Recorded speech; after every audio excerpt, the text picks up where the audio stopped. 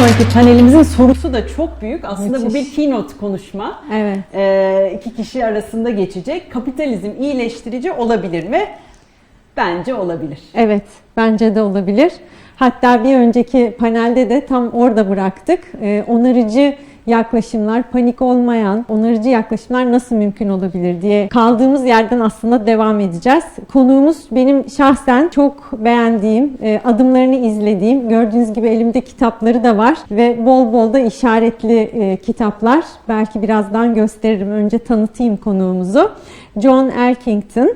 Kendisi sürdürülebilirliğin babası olarak tanınıyor. Bu lisanı oturtmuş bir insan. Hem pek çok sosyal girişimi var hem de pek çok kitabı var. Aynı zamanda bir danışmanlık hizmeti de sunuyor ki olabildiğince çabuk bir şekilde bu dönüşüm mümkün olsun. Dolayısıyla kendisinden bugün bu panelde görüşlerini almak İMC zirvesi için çok çok değerli ve kıymetli. Benim için de öyle. Onarıcı kapitalizm fikri üzerine konuşacak. Moderatör Cüneyt Başaran kendisine sorularıyla destek verecek. Çünkü aslında insanlar ve gezegen için ortak bir bakış açısıyla sadece kar odaklı değil, yeni bir değerler sistemiyle yaşamak, kapitalizmi bu şekilde yönetmek nasıl mümkün olabilir sorusuna cevap arayan bir düşünür kendisi aynı zamanda. Bu yeni bir dünyayı hayal etmek anlamına geliyor. Kendisinin bu hayali ortaya koyarken sorularıyla Cüneyt Bey de onu destekliyor olacak. Biraz önce bahsedilen pek çok zorluklarla küresel konjonktür bize bu hayali kurmaya izin veriyor vermiyor tartışmasına girmeden aslında mevcut sistemi hem insanlara hem gezegene hizmet edecek şekilde dönüştürmenin bir zorunluluğunu kabul etmemiz gerekiyor. Şuradan hemen göstereyim.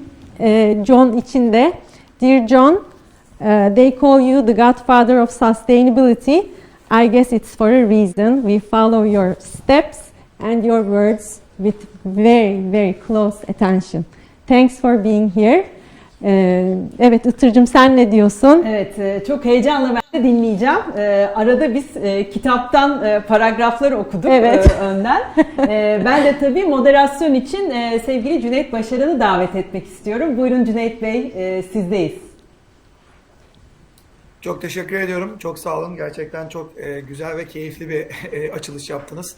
Ben de birazdan konuğumuzu alacağım. Bir arada evvel meslektaşım Şirin Payza'nın moderasyonu da son derece keyifliydi. Çünkü durum tespiti açısından 2030'a gelirken gezegen için, dünya için tık ederken saat geriye doğru sayım başlamışken ne kadar acelemizi olduğu, bu işin nasıl şakasının olmadığı ve gerçekten eğer bu önlemleri almazsak sürdürülebilir ekonomi, yaşanılabilir bir dünya, daha yavaş bir hayat, daha adil bir paylaşım gibi bu zamana kadar çok konuşulan ama altı doldurmakta zorluk çeken kavramların altlarını doldurmazsak bu işin şakası yok noktasında geldik. Toplumun birçok yeri bu konuda aynı konuda ama artık taşın altına elimizi koyma zamanı ve bunlardan en başta gelen sektörlerden bir tanesi de finans sektörü geliyor. Eski bir finans sektörü oyuncusuyum. Yaklaşık kariyerimin 10-12 yılı masanın öbür tarafında finans sektöründe geçti. Şimdi geçen 10 yılında da medya tarafındaydım.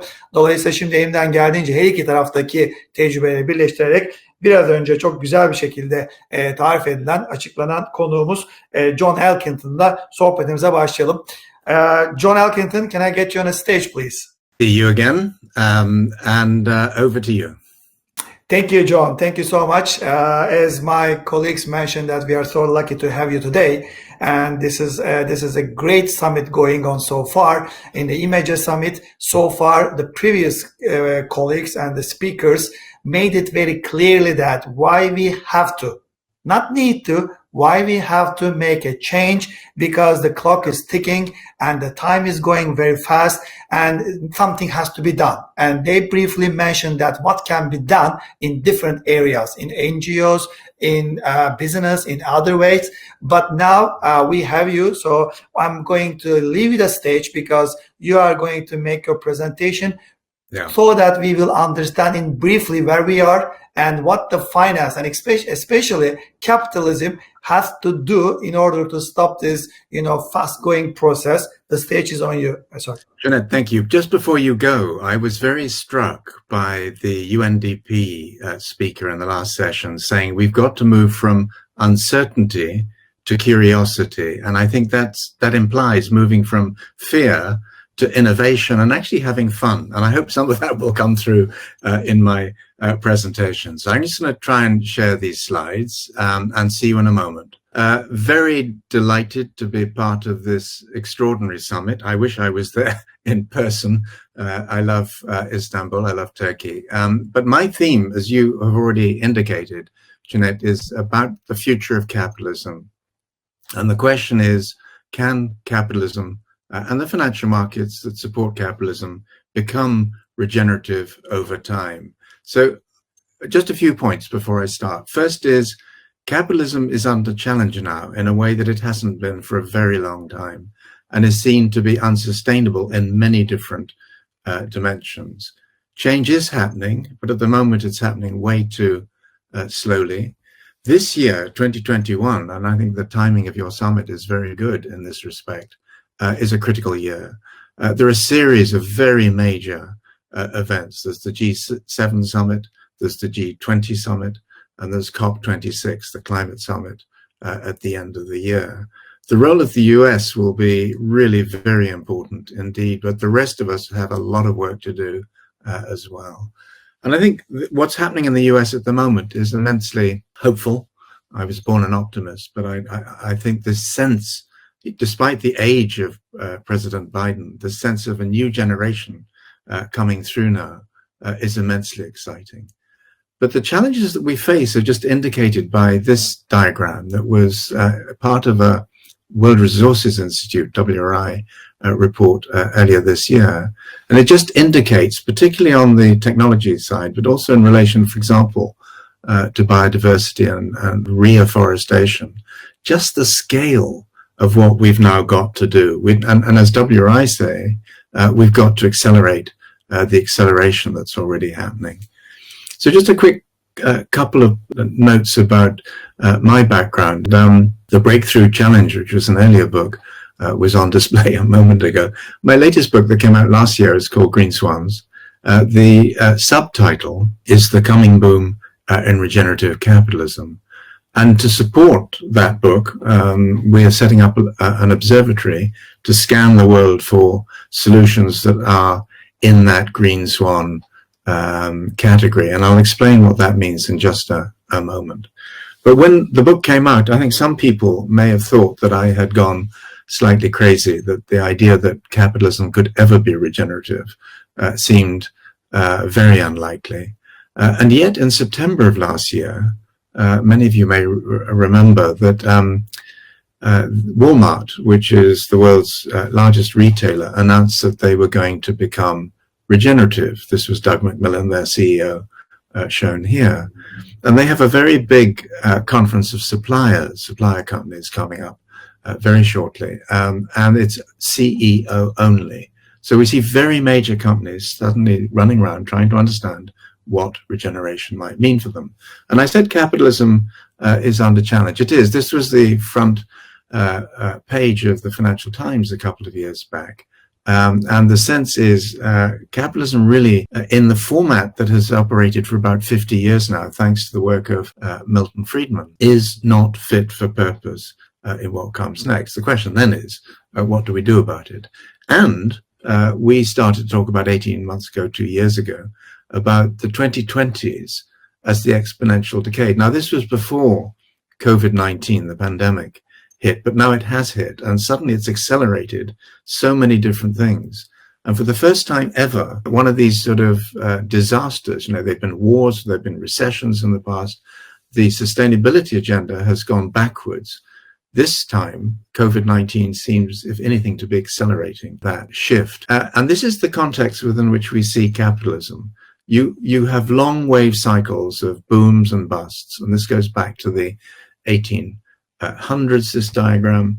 The orange line is the rise of environmentalism and social movements, human rights, all sustainability, these sorts of agendas. But we believe that growth in civil society activism around the world coincides with an extraordinary period in terms of geopolitics and macroeconomics, where we're moving into another down cycle. Now, that's not totally bad news, because it's during those down cycles that the really, really interesting work gets done.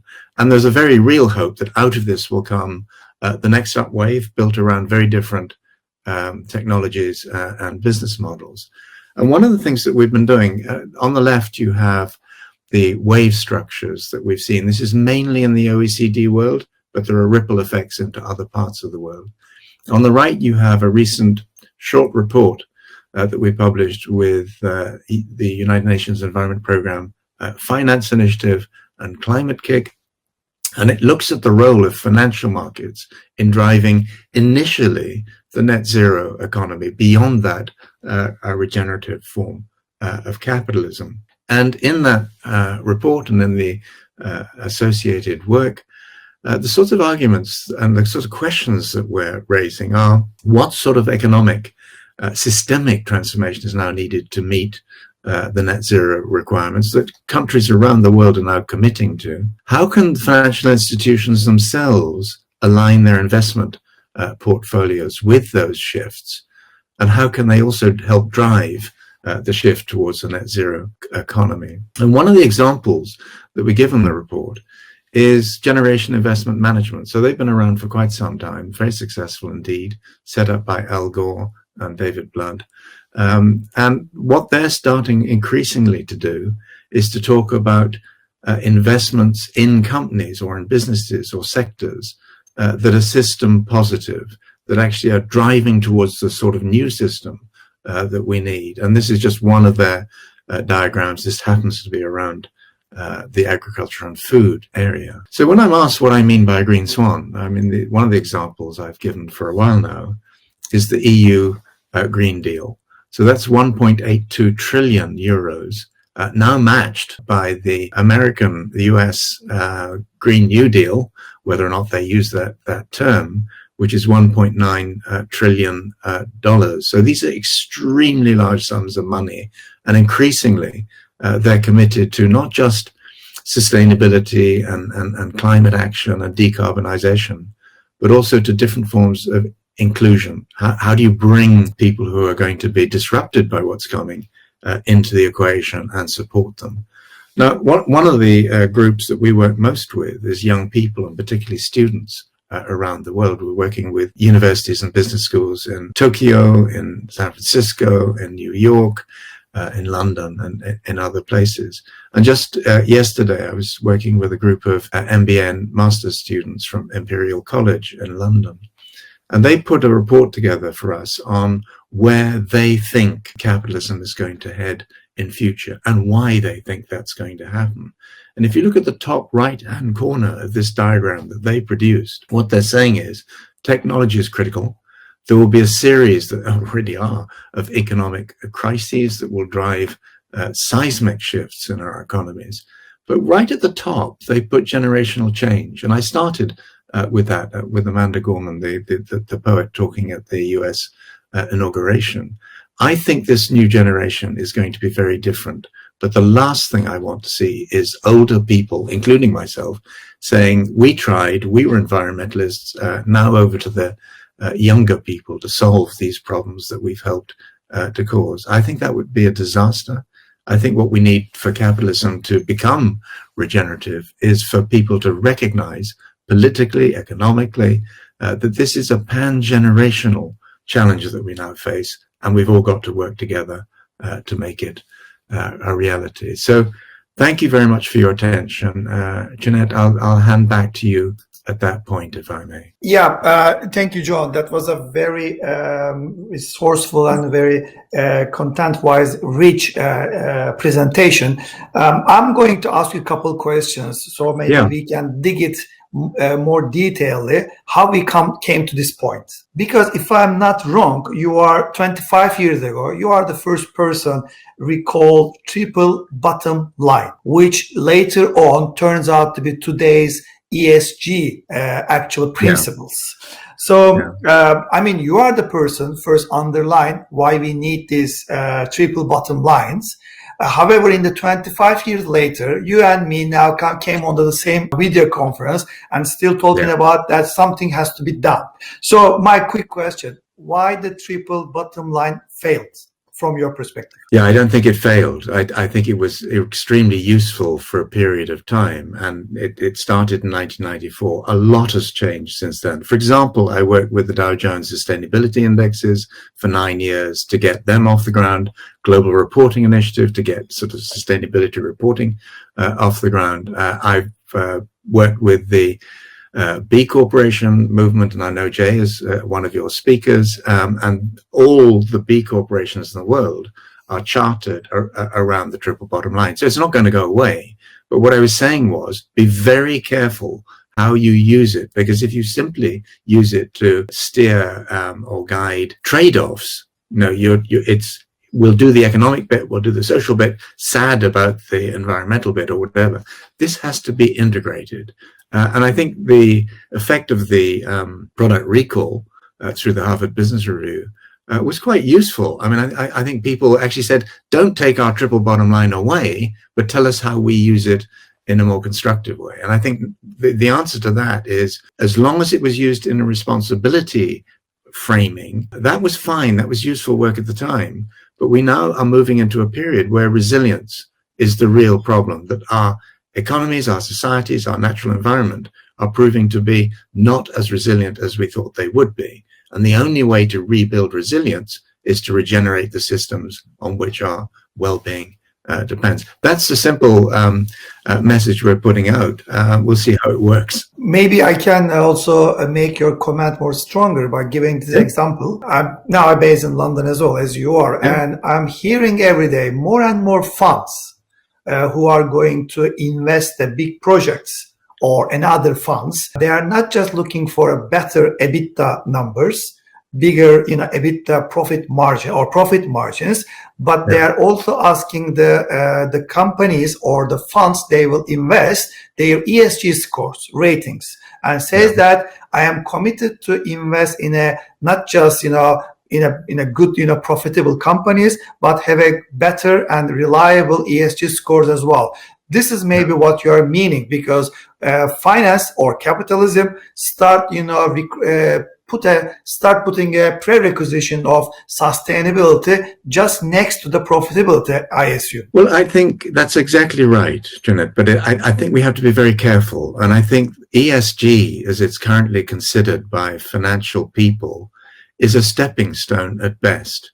And I think a lot of the funds that are being set up with an ESG branding and apparently approach are really not sustainability funds. So these things are not the same. And I think it's a useful start, but I think we're going to have to watch very carefully what the financial sector does with ESG, because, I think it could turn into a very sophisticated form of greenwashing, ESG washing, if you like. But nonetheless, I think it's a good start, and I think it's getting people thinking. And I think people like Larry Fink of BlackRock, some of the things he's been saying to companies, that's getting through. And we work with companies in Finland through to the United Arab Emirates to Japan, and they're all saying the same thing. They're getting asked questions now by financial analysts and by investors that they weren't a couple of years back. Well, that has to be a good thing. One more question, John.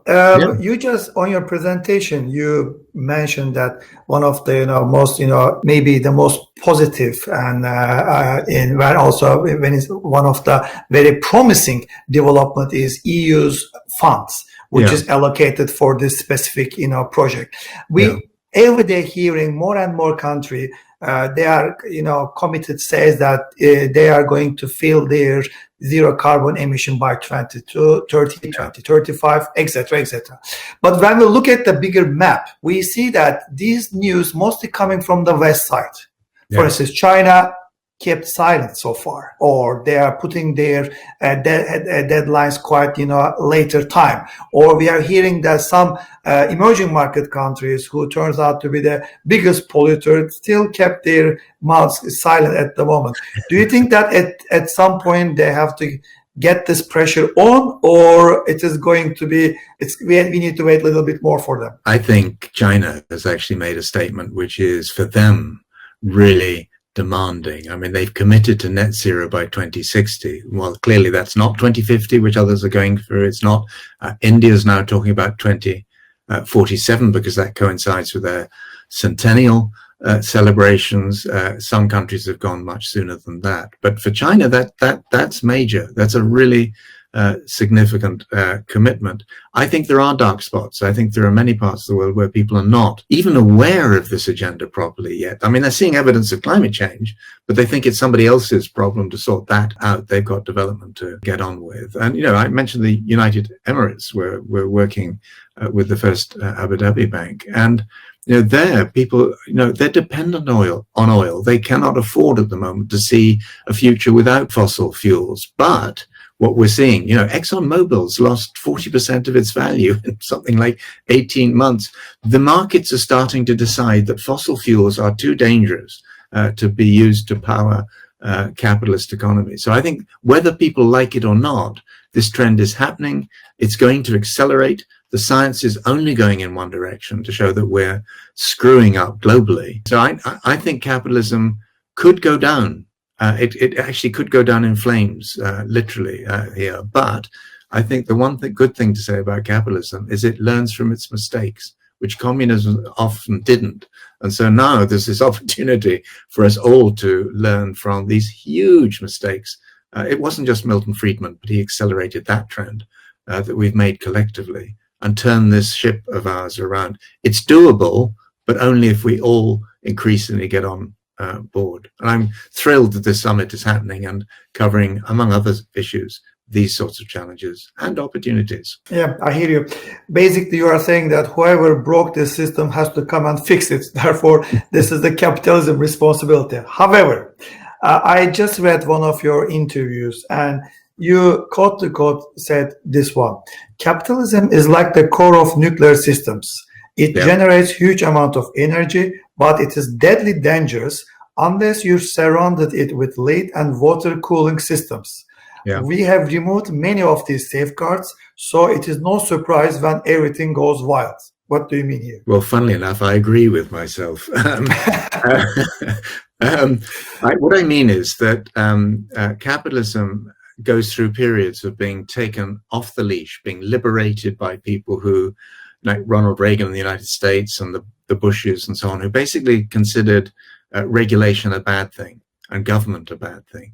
And then you get a period where you just get into more and more crises. And that's happening with, for example, the very large companies like Facebook, Google, Apple, so on, taking over the world, starting to influence, they're not intending to, but starting to influence the outcomes, elections and so on. And that means we're going to have to see a political pushback against capitalism. It has to be very powerful. It has to be popularly based. And I don't mean populist. I mean with ordinary citizens coming in behind this, ordinary investors seeing the problems that need to be fixed. And we need new types of politician who can lead, where so often at the moment, politicians are not being terribly helpful in terms of real system change. Let me ask you this one as well. From your perspective, who's going to be the engine of this train, or who's going to be the wagon, or who's going to be coming back? Who is going to be initiate this? Governments, public, business, or you name it, any other, or we are all at the same equally are responsible for this? Well, certainly not. I mean, we're all equally responsible. That's true, but we're not all going to equally contribute. And I think what's happening is you get these little sparks popping up. So, for example, Greta Thunberg, she has been an extraordinary phenomenon, sort of speaking on behalf of her generation, but also on behalf of the future, and lecturing the World Economic Forum CEOs there, lecturing the General Assembly at the United Nations and so on. That's for me a symptom of what's beginning to happen, which is that very different voices are starting to come into this, because and you're seeing it with the Black Lives Matter challenges. You're seeing it in my own country at the moment, where violence to women is very much on the political agenda. And I think what we're seeing is people increasingly aware that democracy and democracy and capitalism are both flawed and need to be reinvented. I also think that sustainability as an agenda is flawed and needs to be reinvented. So all of these things, I think, can come together. And you may just remember that chart that I showed of the sort of the booms and busts in our global economy. We are moving into a period where things are going to change very, very dramatically, where the macroeconomic geopolitical systems that we've all grown up within, Bretton Woods, Marshall Plan, post-World War II, systems and institutions, they're all straining, they're all weakening, and there's something else really going to come through into that space. And that's why I say it can't just be left to ordinary citizens to do this. It's a political challenge. We need political leaders to step up and deliver. And one of the most interesting trends at the moment is to see the way that business leaders, CEOs and others are now stepping up, investors too. You've got people like Warren Buffett saying, capitalism is broken, but it's not our business as business people to fix it. It's something for the politicians and governments to fix. So I'm an optimist. I think in the long term, a lot of this will be solved, but at the same time, I'm a realist, and I think climate change in particular is coming at us much, much harder than most people currently understand. Without ruining your optimism, John, let me ask you one more question.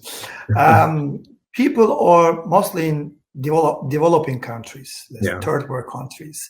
Some people says that you see that all of a sudden, once we catch up the developed markets, they turn out and come and shoot us with these, new sustainability measures, which is going to cost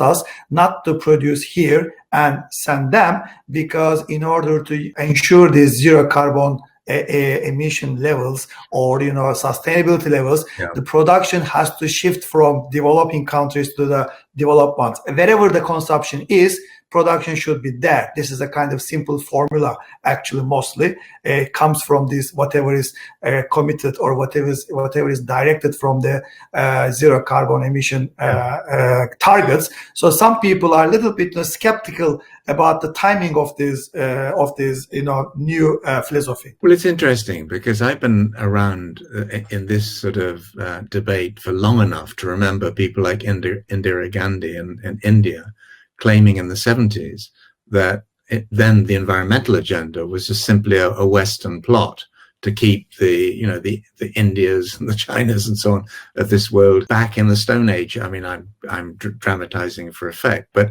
and that sense, that sort of belief has not gone away. But I don't believe that there is a global plot to keep developing countries backwards. And I mean, it is a fact that globalization, because it looks for the cheapest production, will go to a China until China becomes more expensive. Then it'll go to Cambodia, and then it'll go, and at the same time, you've got the deglobalization trend, the repatriation of manufacturing starting to come back into the developed countries. And I think Turkey, for example, has been a beneficiary of that, sort of people trying to shorten and simplify their supply chains.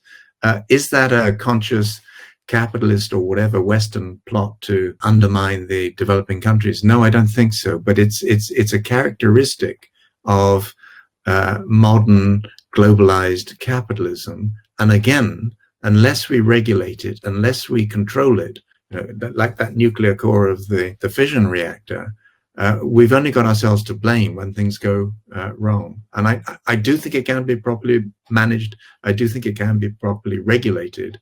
And one of the reasons why I think the G7, G20, COP26 summits this year are so important is I think the architecture, almost the grand architecture of the next wave of capitalism could well be sketched out. I'm keeping my fingers crossed.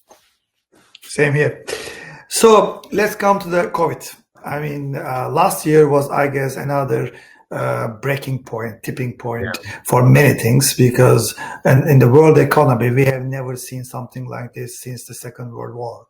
Many people lost their jobs, and productivity dramatically dropped.